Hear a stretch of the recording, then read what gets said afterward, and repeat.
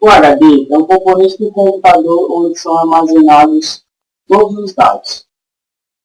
O HD começou a ser mais utilizado na década de 80 por programadores, onde começaram a sentir uma maior necessidade de espaço para armazenar os seus programas. Os HDs são compostos por um disco, a cabeça de leitura, o braço de leitura, o atuador, o eixo, o cabo flat, o cabo de força, a porta SATA ou IDE e a placa controladora. Os discos são separados em duas partes. Um é um disco metálico com liga de alumínio, que hoje em dia está sendo trocada por disco de vidro por ser mais resistente e mais leve. E a segunda é uma camada fina de superfície magnética para que a cabeça de leitura não venha entrar em contato com o disco em pequenos impactos. O disco ele é fabricado de forma perfeita para que não tenha nenhum tipo de defeito ou ondulação, para que a cabeça de leitura na alta velocidade do disco não venha entrar em contato com o disco e assim danificá-lo. O espaço de armazenamento é definido de acordo com a fabricação do HD, dependendo do seu tamanho e a densidade do disco. Hoje em dia, a densidade é muito grande, pois temos HDs que têm a capacidade de armazenamento de até 10 TB. A leitura do HD é feita pela cabeça de leitura e fica localizada na ponta do braço de leitura o braço de leitura é controlado pelo atuador por impulsos elétricos que é controlada pela placa controladora que permite variar a velocidade para que movimente perfeitamente ao lugar desejável de leitura. Para conseguir fazer uma leitura perfeita no lugar necessário, a cabeça de leitura faz um feedback onde ela orientá-la, modifica as informações necessárias para a leitura. Eles são sinais magnéticos, onde são gravados especialmente na fabricação do HD. As pias são separadas por gaps e isso ajuda para que não tenha erro devido à falta de alinhamento do disco. No disco há cerca de 10 a 6 setores em cada pilha, que podem ter tamanhos fixos ou variáveis. O sistema necessita de um sistema de localização dos setores para definir o início e o final das trilhas. E esses dados é fornecido pelo sistema na gravação e que não são visíveis para o usuário. E como o HD e o SSD, a leitura passa pela placa lógica e depois é enviada para o computador. Os SSDs vêm sendo utilizados por serem mais rápidos e mais resistentes. E que, além de ser mais rápidos, eles não têm nenhuma parte controlada mecanicamente. Assim os tornam mais resistentes às quedas. E, para caso ele caia, ele não será danificado nenhuma parte gravada na sua memória, pois ele não tem nenhum disco e por não ter disco, a sua gravação ela não será afetada. Hoje em dia, os SSDs não são muito bem procurados pela pouca capacidade de armazenamento, já que o preço de produção não é barato. Então as pessoas que precisam de mais espaço para armazenar grandes arquivos, ou até muitas fotos, vídeos, áudios, ou qualquer outro dado, eles vêm opinando muito pelo HD por ser mais barato e ter mais espaço de memória. E como está tendo uma grande evolução na tecnologia com os notebooks e ultrabooks, o usuário vem tendo a necessidade que os seus computadores venham sendo mais rápidos e mais leves. E por isso, hoje em dia, a fabricação dos notebooks e ultrabooks vem sendo com SSDs. O primeiro disco foi o IBM 350, que tinha a capacidade de armazenamento de 436 megabits. O segundo foi o IBM com a cabeça de rolamento de ar em 1961 e em 1973 fizeram o IBM 3340 Winchester e nele havia 2 discos com a capacidade de 30 megabytes cada disco e ficou conhecido como o Winchester 30 por fim. Em 1980, foi lançado o primeiro disco para microcomputadores, que tinha capacidade de 5 megabytes e que era mais rápido. E, após isso, a Sony, em 1981, lançou o disquete 3.5 polegadas. Em 1986, começaram a produzir os discos de 3.5 polegadas com bobinas e atuadores. Em 1988, foram lançados os HDs com atuadores menores e assim diminuiu o tamanho dos discos. E foram lançados o DMA em 1994 com 16 megabytes por segundo de leitura. Depois veio o Ultra APA 33 com a capacidade de 33,3 megabytes por segundo. E em 1997 veio o Ultra APA 66 com 66,6 megabytes por segundo. Mas atualmente contamos com cabos que permitem o tráfego de recebimentos de dados como o SATA MDE, que vem tornando cada vez mais rápido a leitura. Hoje em dia, a memória flash em celulares, computadores, videogames, pendrives vem evoluindo muito. E com isso surgiu o SSD com a maior capacidade de leitura de tráfego de informações e além de ser mais rápido do que os HDs. O meu nome é Leonardo Tomás. Interface serve como meio de conexão para o HD. As primeiras interfaces são a MFM e a RLN, que era instalada no slot ISA na placa-mãe. Também lançaram a interface ESDI, que tinha velocidade maior de transferência de dados que essas duas interfaces que eu falei. Interface IDE. O padrão IDE foi criado para integrar a controladora no HD, porque as outras interfaces não tinham a controladora integrada no HD. E essa interface IDE não utiliza slot ISA, porque a interface IDE já vem na placa-mãe, que resolveu vários problemas como sincronismo e design. Na placa-mãe antiga, você encontra duas portas IDE, a primária e a secundária. Nas novas placas com padrão SATA, podemos encontrar uma porta IDE ou nenhuma. Cada porta IDE podemos instalar 2 dispositivos. Por exemplo, instalar um total de 4 HDs ou CD-ROMs na mesma placa-mãe. Para diferenciar os dispositivos instalados na mesma porta, é usado o jumper. Por que o jumper? Porque o primeiro dispositivo tem que ser master, que é o primeiro que vai funcionar. Depois, secundário, que é o slave, na mesma interface. Essa imagem mostra a interface IDE na placa-mãe. Os fabricantes da interface IDE se concentraram no aumento da taxa de transferência das portas. Então, surgiram vários padrões ATA, cada padrão com seu limite de velocidade. Essa tabela mostra as velocidades de transferência de cada padrão IDE que chamou ATA.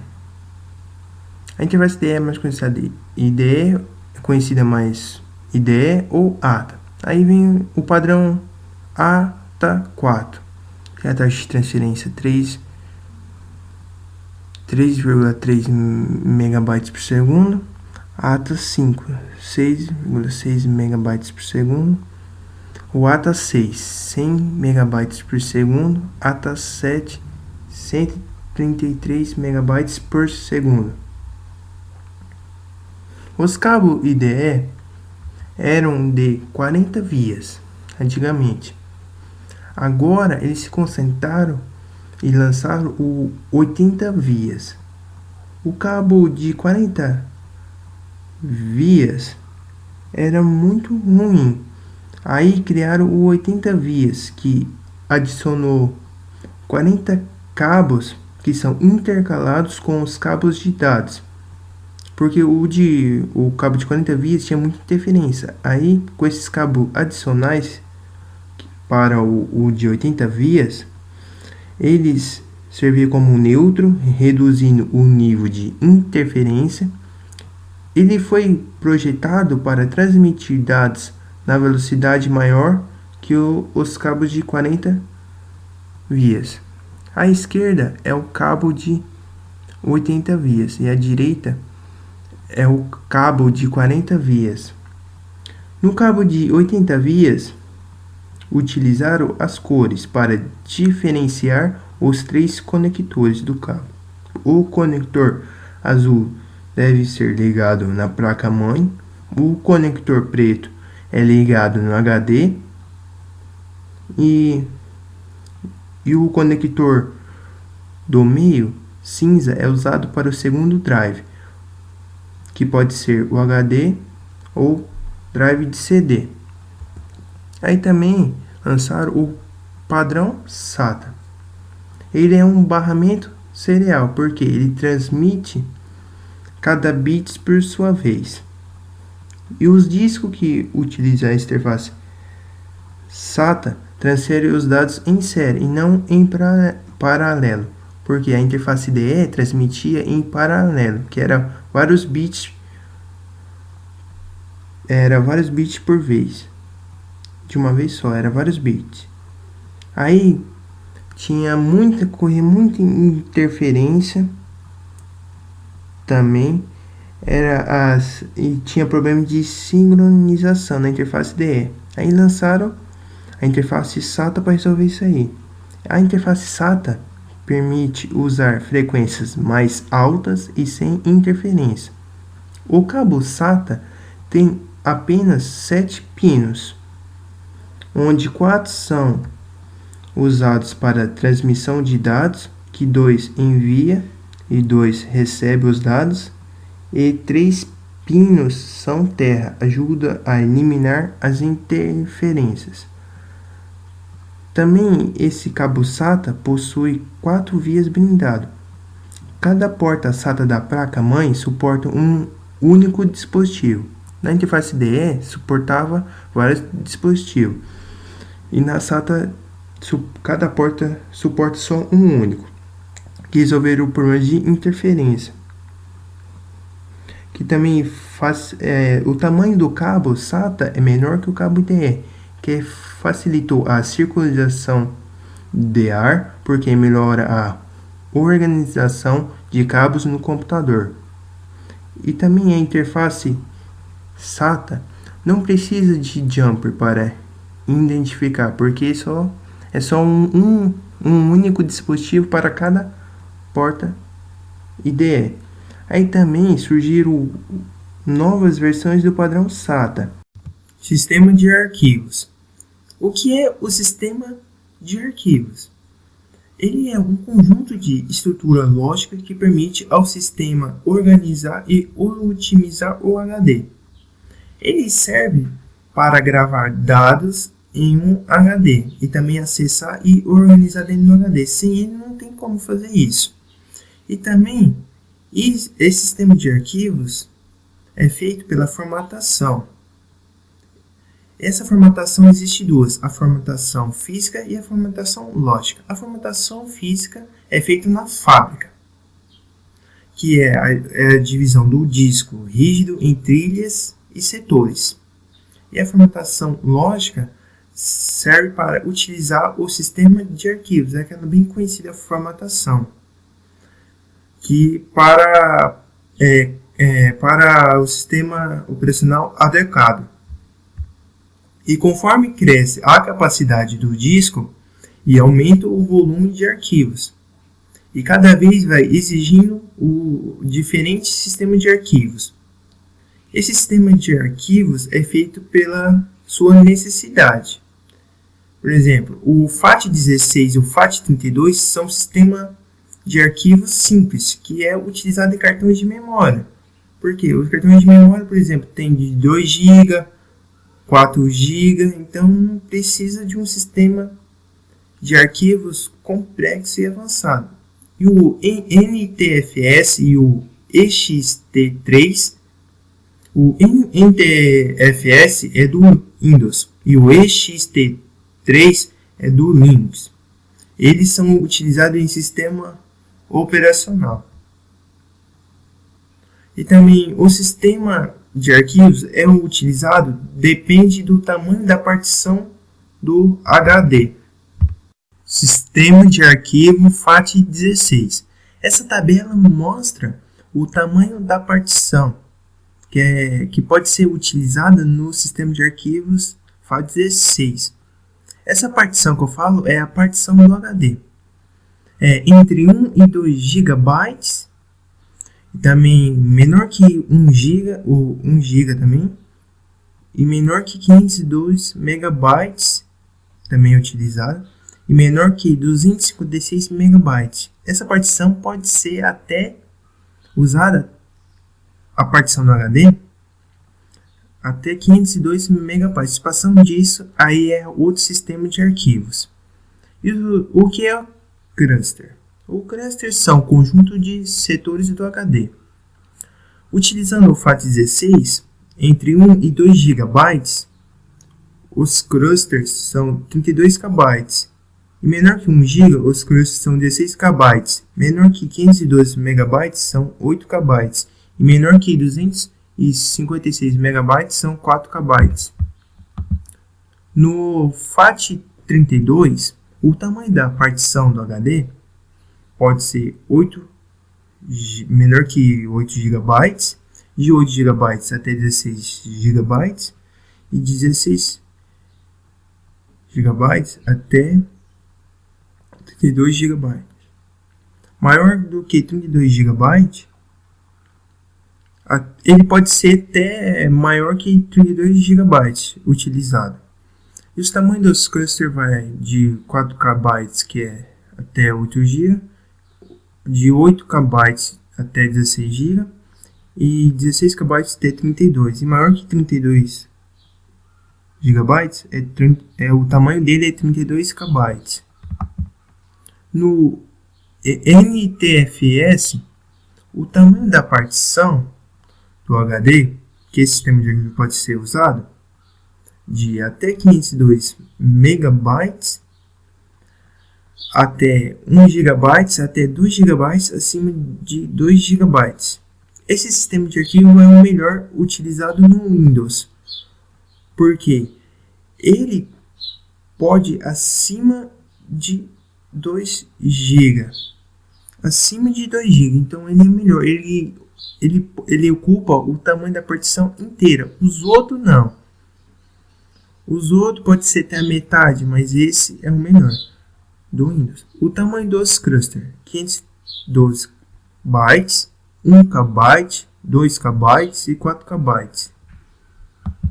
E no sistema de arquivos para o Linux, eu vou falar, tem vários sistemas de arquivo para o Linux, mas eu vou falar isso aqui, que eu acho que foi um dos primeiros, eu acho que é um dos mais importantes também. O tamanho da partição e o tamanho dos arquivos. O tamanho máximo da partição que ele pode ser usada é 32 TB. E o tamanho máximo dos arquivos pode ser até 2 TB. Esses blocos são os clusters. Recuperação de dados. A recuperação de dados é feita para recuperar dados perdidos no HD, por causa de defeitos mecânicos ou mesmo os dados são apagados. E esses dados não podem ser mais acessados no HD. E nos defeitos mecânicos, podemos substituir os componentes do HD. Por exemplo, o braço de leitura, o motor de rotação, a placa lógica. Precisa de uma loja especializada, um profissional capacitado para ele fazer. Não podemos fazer essas substituições.